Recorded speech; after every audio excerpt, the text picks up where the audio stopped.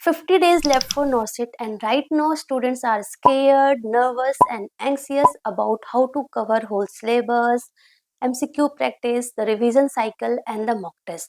Because the difference between rank 500 and 5000 is not only depends on intelligence, it's also depends on the proper strategy so that you can able to recall, use your mind and choose the appropriate answer in these four options on the day of exam.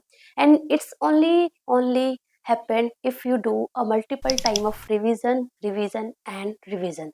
So let's discuss how to utilize this 50 days. So first of all what we do, सबसे पहले हमने जो हमारा जो major subjects है, जो हमारा whole syllabus है, उसको हमने 3 पार्ट्स में डिवाइड कर दिया.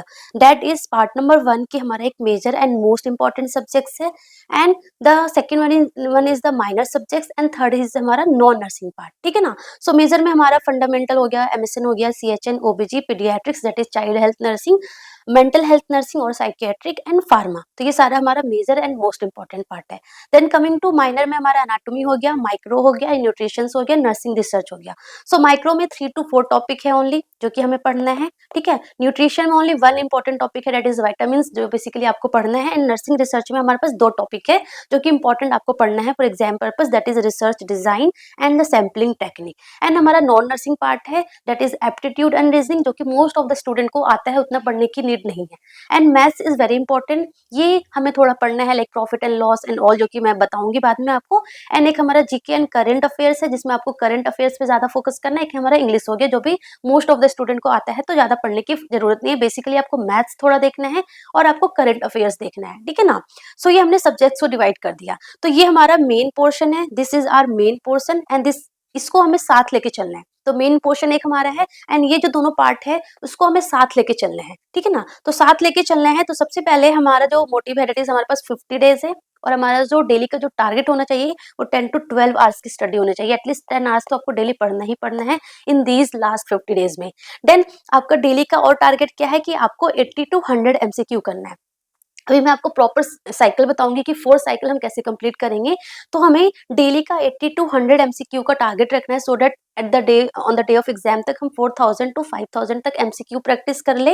And that is grand test बोले या फिर लॉन्ग टेस्ट या फिर मॉक टेस्ट हमें वीकली देना है. तो हमारा जो टारगेट है वो 8 से 10 हम एटलीस्ट जीटी मतलब लॉन्ग टेस्ट मॉक टेस्ट हम टिल एग्जाम तक दे दे.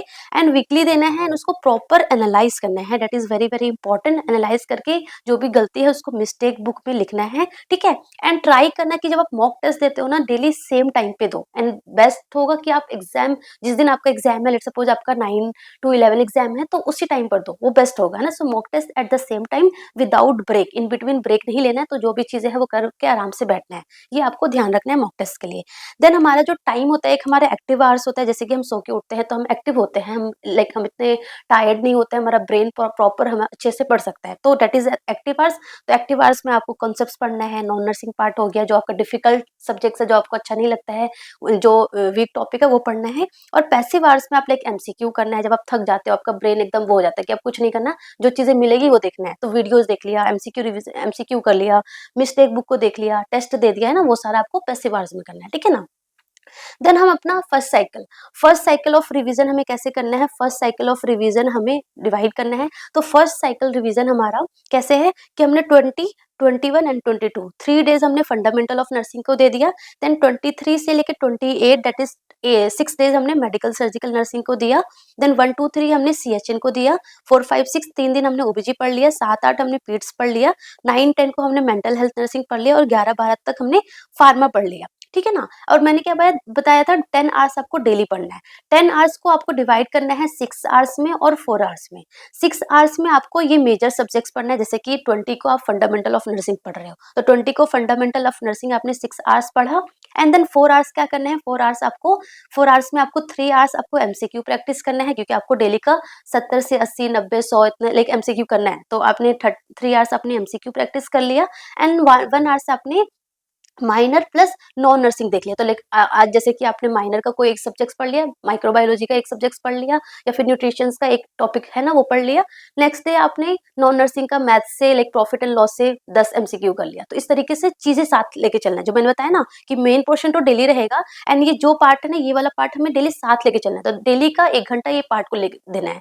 1 घंटा इज इनफ, क्योंकि माइक्रो में 3 से 4 टॉपिक है, इनफ है कि 3 दिन में आराम से हो जाएगा, 2-3 घंटे में।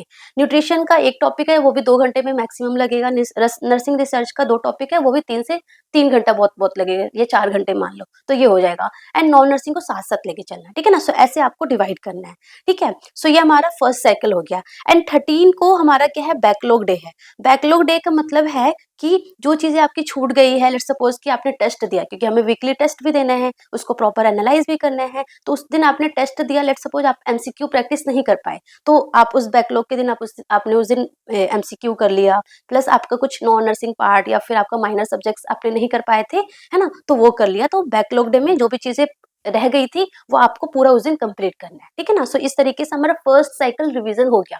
Revision is something very very important. तो यहाँ पे हमने रिवीजन भी कर लिया, एमसीक्यू प्रैक्टिस भी हमारी चल रही है, नॉन नर्सिंग पार्ट भी चल रहा है, और जो माइनर है वो भी चल रहा है, और हमने वीकली टेस्ट भी दे रहे हैं, उसको प्रॉपर एनालाइज भी कर रहे हैं। तो ये फर्स्ट साइकिल हो गया। Coming to the second cycle, जो कि हमारा 14 से स्टार्ट होगा, क्योंकि 13 तक हमारा बैकलॉग कंप्लीट हो गया, तो 14th ऑफ मार्च से हमारा सेकंड साइकिल कंप्लीट हो जाएगा। तो 14 और 15 को हमने फंडामेंटल पढ़ा, देन 3 दिन, अब हम डेज थोड़ा कम कर देंगे, क्योंकि अभी हमने कुछ दिन पहले ही 3 डेज हमने फंडामेंटल ऑफ नर्सिंग को दिया था, अब हम 2 दिन देंगे। सो 2 दिन हमने फंडामेंटल को दिया, 3 डेज हमने एमएसएन को दिया, 2 डेज सीएचएन के लिए, 2 डेज ओबीजी के लिए हो गया। 23 को हमने पूरा पीड्स पढ़ लिया, 24 को हमने मेंटल हेल्थ नर्सिंग पढ़ लिया, 25 को हमने फार्मा पढ़ लिया।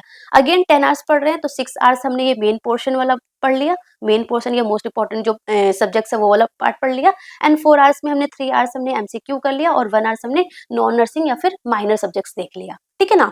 एंड कमिंग टू 26 को हमारा बैकलॉग डे है, तो जो चीजें हमारी बची थी, जो भी हमारा एमसीक्यू बचा था, माइनर सब्जेक्ट्स बचा था, या फिर नॉन नर्सिंग पार्ट बचा था, वो आपने 26 को कंप्लीट कर लिया, ठीक है ना। सो इस तरीके से 26 तक आपका सेकंड साइकिल कंप्लीट हो जाएगा, सेकंड साइकिल कंप्लीट हो जाएगा, ठीक है। एंड ट्राई करना कि जैसे कि फंडामेंटल आपने 14-15 को पढ़ा, तो ट्राई करो कि जो आप एमसीक्यू प्रैक्टिस कर रहे हो ना, वो फंडामेंटल का आप 19-20 को करो, सो दैट कि जो चीजें आपने उस समय भूल गए थे, मतलब एक्टिव रिकॉल करोगे तो याद हो जाएगा, ठीक है। 14-15 को आपने रिवाइज एक बार कर लिया, 19-20 को आपने एमसीक्यू प्रैक्टिस किया, तो अगेन आपकी चीजें सब कुछ ऐसे याद रहेगा, तो सब कुछ एकदम हैंड्स ऑन हैंड चलेगा, और चीजें एकदम आपको प्रॉपर रिकॉल कर पाओगे, पूरे माइंड में हर चीजें रहेगी, तो एग्जाम के दिन बहुत बढ़िया होगा, ठीक है ना।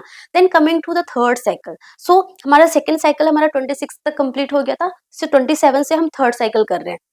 तो थर्ड साइकिल में अगेन हमने 2 डेज हमने फंडामेंटल को दे दिया, 3 डेज हमने एमएसएन को दे दिया, और 1 to 2 हमने सीएचएन को दे दिया। ओबीजी एक दिन इनफ है।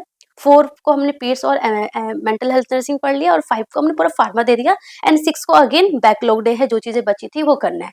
इसमें भी सेम है, अब थर्ड साइकिल, अब तो आप 12 से 14 घंटे भी पढ़ रहे हो, सो अगेन आपको हाफ हाफ डिवाइड कर दो ना, 6-6 घंटे हो गया, तो 6 घंटे आपने मेन पोर्शन पढ़ लिया, 6 घंटे आपने एमसीक्यू प्रैक्टिस कर लिया, प्लस नॉन नर्सिंग देख लिया, माइनर सब्जेक्ट्स देख लिया, तो इस तरीके से करना है, ठीक है ना।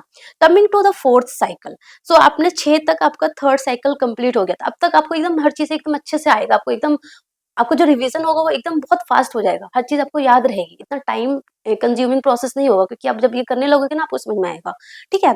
तो 7 को आपको फंडामेंटल और पीड्स दोनों हो जाएगा कंप्लीट, ठीक है ना। And the most important thing कि जो फोर्थ साइकिल में ना आपको बेसिकली किस पे ज्यादा ध्यान देना है, जो इंपॉर्टेंट पॉइंट है उस पे, जो हाई टॉपिक है उस पे ज्यादा ध्यान देना है, जो आपका वीक टॉपिक है, जो आप बार बार भूल रहे हो एंड वो इंपॉर्टेंट भी है, वो देखना है। जो वोलाटाइल टॉपिक है, जो बार-बार आपके माइंड से स्लिप हो रहा है, जैसे कि ईसीजी चेंजेस इन हाइपोकैलेमिया, आप बार-बार भूल रहे हो, तो उसको ज़्यादा ध्यान देना है ना, एंड इम्पोर्टेंट भी है वो। सो वो सारी चीज़ें पढ़नी है। तो आपने 7 को आपने 2 सब्जेक्ट कंप्लीट करना है, फंडामेंटल और पीड्स, क्योंकि दोनों फंडामेंटल थोड़ा बड़ा है, पीड्स थोड़ा छोटा है, तो दोनों कंप्लीट हो जाएगा। 8 को आपने एमएसएन और फार्मा दोनों साथ लेके चलना है। 9 को आप कम्युनिटी हेल्थ नर्सिंग और मेंटल हेल्थ नर्सिंग पढ़ लेना है, और 10 को ओबीजी पढ़ना है। एंड जो भी चीज़ें थोड़ी बहुत बची हुई है ना, आपका कुछ मिस्टेक बुक का देखना है, वो रह गया है, वोलेटाइल वोलेटाइल कुछ टॉपिक है, कुछ पॉइंट्स है वो देखना, वो सारा आपको उस दिन आपको देखना है, ठीक है ना। सो आपको फोर्थ साइकिल के टाइम आपको एक और इंपॉर्टेंट ध्यान रखना है कि आपको कोई न्यू टॉपिक या न्यू पॉइंट नहीं देखना है, मतलब कि लगे भी कि यार ये इंपॉर्टेंट है, बट स्टिल आपको सोचना है कि जितना मैंने पढ़ा है उसको मैं परफेक्शन में कर देता हूँ, बाकी जो चीजें नहीं पढ़ा है उसको जस्ट लीव इट। जो चीजें आपको आती है जस्ट उसको आप परफेक्शन में कन्वर्ट करना है, ठीक है ना। So no new topic, no new point बिल्कुल भी अवॉइड करना है। फोकस ऑन मिस्टेक बुक, जो आपने मिस्टेक बुक बनाया है उसको आपको प्रॉपर डेली देखना है, ठीक है। छोटी कॉपी जो आप वोलेटाइल के लिए, वीक टॉपिक के लिए आपने छोटी कॉपी बनाई है, मिस्टेक बुक बनाई है, उसको डेली देखना है। हाई यील्ड टॉपिक पे ज्यादा फोकस रहना चाहिए आपका, वोलेटाइल पॉइंट, वीक टॉपिक हो गया उस पर ज्यादा फोकस देखना है। आपको टाइम मैनेजमेंट पे बहुत ज्यादा ध्यान देना है। आप जो टेस्ट दे रहे हो टाइम मैनेजमेंट प्रॉपर हो कि हाँ एक एक जो एमसीक्यू है उसमें 1 मिनट से ज्यादा आपका टाइम ना लगे, है ना, क्योंकि जितना टाइम एग्जाम में मिला है तो उसके अकॉर्डिंग आपको टाइम मैनेजमेंट पे प्लस एक्यूरेसी पे आपको ज्यादा फोकस करना है, ठीक है ना। सो इस तरीके से हमने फोर्थ साइकिल डिवाइड कर लिया। सो देखो आपने 4 टाइम आपने रिवीजन किया है, इन बिटवीन आप एमसीक्यू भी कर रहे हो। आप लाइक 4000 to 5000 आप अपने एमसीक्यू कर लिया। लेट सपोज आपने 9 से 10 आपने मॉक टेस्ट दे दिया, तो मतलब आपका जो तैयारी है ना वो बहुत बढ़िया सी रहेगी कि हाँ इतनी बार रिवीजन किया है ना, तो एग्जाम के दिन आप बहुत अच्छे से रिकॉल कर पाओगे। एंड जो लोग एग्जाम के डे रिकॉल कर लेते हैं, अपने माइंड को प्रॉपर यूज कर लेते हैं, उनका सिलेक्शन बहुत ही अच्छे से हो जाता है। इट्स नॉट ऑल अबाउट कि आपने बहुत सारी कोचिंग ली है, आपने बहुत सारे बुक्स पढ़े हैं, उनका सिलेक्शन होता है। इट्स ऑल अबाउट कि जिन्होंने जो भी पढ़ा है, इतना ही पढ़ा है, उसको प्रॉपर तरीके से एग्जाम के डे रिकॉल कर पा रहे हैं, यूज कर पा रहे हैं। जो 4 ऑप्शंस है उसमें से जो करेक्ट अप्रोप्रिएट आंसर चूज कर पा रहे हैं उनका ही सिलेक्शन होता है ना। सो ये आपको सीखना है basically. So please do a multiple time of revision. अगर आपने नहीं किया है so please follow this rule. इसके अकॉर्डिंग आपका बहुत अच्छे से रिवीजन हो जाएगा एंड बहुत ही अच्छे से आपकी तैयारी हो जाएगी। रैंक जो है आपकी 5000 से 500 के बीच में आ सकते हैं। So okay, so that's all about today and thank you so much. लगे रहो, जमे रहो, पढ़ते रहो। That's all I want to say in the last. ठीक है, ऑल द बेस्ट।